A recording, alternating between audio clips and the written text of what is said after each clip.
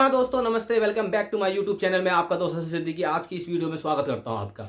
आज की वीडियो जो है वो बहुत ज़रूरी होने वाली है। ज़रूर इसलिए होने वाली है, जो लोग पेंशन लेते हैं, मेरे बुजुर्ग माता पिता, मेरी विधवाएं माता और मेरे विकलांग बहन भाई, आज की वीडियो में आपको बताऊंगा कौन से 15 नियम है जो आपको लागू करना बहुत जरूरी है। अगर आप ये 15 नियम नहीं लेते तो आपकी पेंशन रुक सकती है, अगले महीने की किस्त जो है वो रुक सकती है। तो आज की वीडियो बहुत जरूरी होने वाली है आप लोगों के लिए। तो इस वीडियो को शुरू से लेकर एंड तक देखना। और मैं आज की वीडियो में ये भी बताऊंगा वो कौन से ऐसे राज्य हैं जहां पेंशन जो है बढ़ के 3500 रुपए हो जाएगी। तो ये वीडियो आपके लिए बहुत जरूरी होने वाली है। तो इस वीडियो को शुरू से लेकर एंड तक देखना। मैं आपको एक एक हेल्प करूंगा, एक एक नियम बताऊंगा और ये जरूर बताऊंगा कहां पे ये नियम जो है चेंज होने वाले हैं, कौन सा नियम आपके लिए है। तो इस वीडियो को शुरू से लेके एंड तक देखना। तो चलो स्टार्ट करते हैं आज की वीडियो। मैंने वीडियो स्टार्ट होने से पहले आपको बताया था कुछ राज्यों में आप गवर्नमेंट जो है पेंशन को बढ़ाने वाली है। जैसे कि आप लोगों को पता होगा, हरियाणा में जो पेंशन है वो 32 रुपए मिल रही है, वहीं राजस्थान में पेंशन 500 रुपए बढ़ा दिया गया है।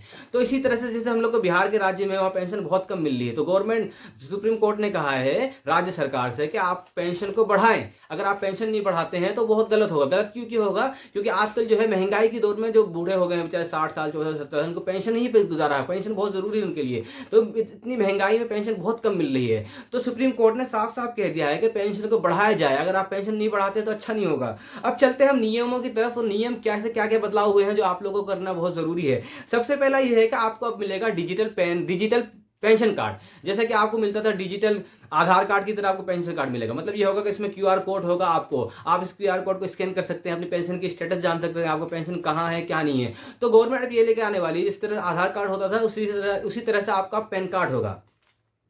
तो अब ये भी हो सकता है। अब दूसरा जो नियम ये आया है कि अगर आपकी पेंशन नहीं मिलती है तो पेंशन के लिए आप शिकायत कर सकते हैं। ये बहुत ही बड़ा स्टेप लिया है राज्य सरकार ने कि अगर आपकी पेंशन रुक जाती है, कहीं मतलब बहुत देरी हो गई, 2-3 महीने रुक गए, तो आप इस पेंशन के ऊपर शिकायत कर सकते हैं। तीसरा ये है, नियम ये है कि आप जीरो बैलेंस अकाउंट खुलवा सकते हैं पेंशन के लिए। ये बहुत ही बड़ी अपडेट आई है गवर्नमेंट की तरफ से। अगर आपके बैंक अकाउंट आप खुलवाना चाहते हैं तो जीरो बैलेंस बैंक अकाउंट है तो आप खुलवा लें। अब हम चलते हैं दूसरी नियम की तरफ। दूसरी नियम बहुत जरूरी है जो पेंशन लेते हैं, वो ये है कि आप अपने बैंक अकाउंट को ट्रांसफर करा सकते हैं। मतलब दूसरे एक बैंक से दूसरे अकाउंट में जा सकते हैं। जैसे आपका अकाउंट है अभी पंजाब नेशनल बैंक में, आपको जाना है एसबीआई में, तो आप एसबीआई में इजीली कन्वर्ट करवा सकते हैं अपने पेंशन अकाउंट को। ये बहुत ही बड़ा अपडेट है। और अब चलते हैं हम विकलांग की तरफ। विकलांग की तरफ इसलिए कि जो हमारे विकलांग माता बहनाई होते हैं वो गवर्नमेंट ने कुछ पॉलिसी बना रखी है, गवर्नमेंट ने कुछ क्राइटेरिया बना रखा है। अगर आप 30% विकलांग नहीं है तो आपको पेंशन नहीं मिलेगा। लेकिन कुछ लोग ऐसे हैं जो 30% भी नहीं है, 20% है, 5% है, 1% है, तब भी इनको मतलब फर्जी डॉक्यूमेंट्स बना के वो अपनी पेंशन ले रहे हैं। तो गवर्नमेंट इसमें बहुत सख्त हो गई। सख्त कैसे हो गई कि अब वो अगर आपके पास 30% विकलांग है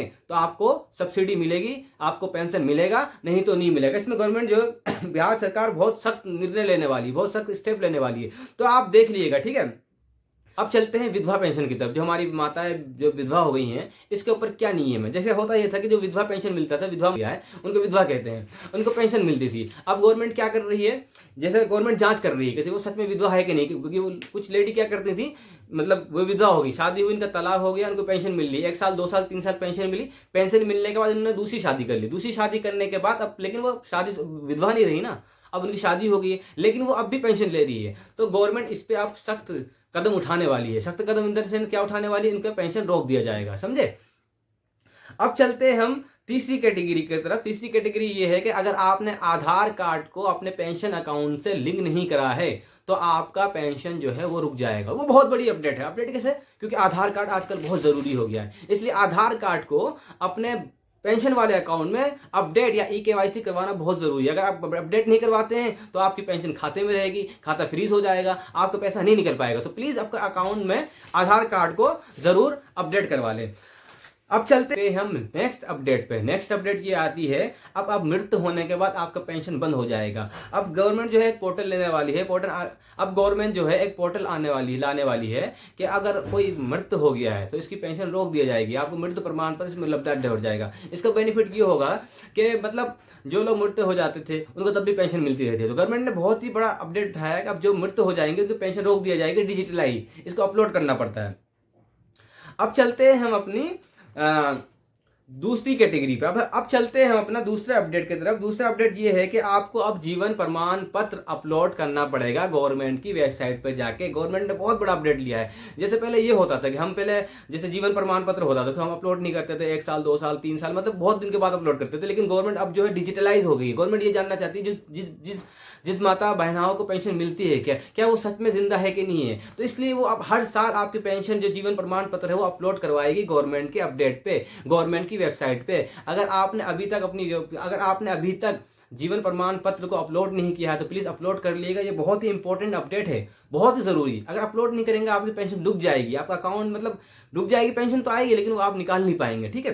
तो इसको अपडेट करवा लीजिएगा। एक ये भी है, आप बैंक से जाके ई-केवाईसी जरूर करवा लीजिएगा। ई-केवाईसी बहुत ही जरूरी है। अगर आप ई-केवाईसी नहीं करवाते हैं तो आपकी पेंशन जो रुक जाएगी।